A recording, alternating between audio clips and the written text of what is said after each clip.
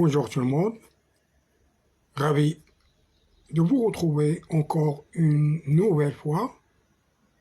Et je tiens à remercier chaleureusement mes amis, mes collègues qui ont eu l'amabilité de me soutenir, de m'avoir bénéficié de leur temps, de leurs conseils et qui m'ont toujours été une aide précieuse. Encore une mention toute particulière d'admiration, d'un grand respect, que ce soit aux abonnés actuels ou aux abonnés futurs, qui ont fait toujours preuve de compréhension, d'écoute, de conseils. Merci encore une fois. On va aborder la séance en ce qui concerne les dispositions particulières concernant les marchés d'études lors de passation des marchés de l'État. Les dispositions particulières de marché d'études concernant les marchés d'études lors de passation des marchés de l'État.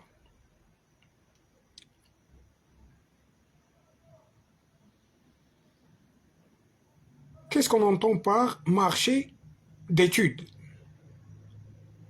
Lorsque le maître d'ouvrage ne peut effectuer par ses propres moyens les études qui lui sont nécessaires, il a recours à des marchés d'études.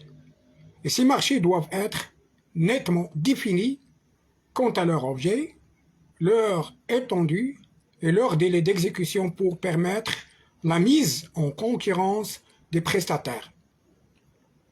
Le marché doit prévoir la possibilité d'arrêter l'étude, soit à l'issue d'un délai déterminé, soit lorsque les dépenses atteignent un montant fixé. Lorsque sa nature et son importance le justifient, l'étude est scindée en plusieurs phases, chacune assortie d'un prix. Dans ce cas, le marché peut prévoir l'arrêt dans son exécution au terme de chacune de ces phases. Encore, le maître d'ouvrage dispose des résultats de l'étude pour ses besoins propres, à ceux des collectivités et organismes mentionnés par le marché. Celui-ci prévoit les droits réservés aux titulaires dans le cas de fabrication d'ouvrages réalisés à la suite.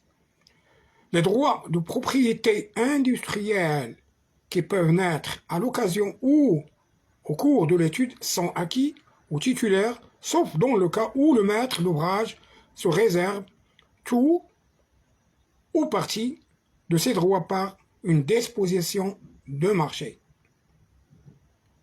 Donc voilà ce qui concerne marché d'études. Reste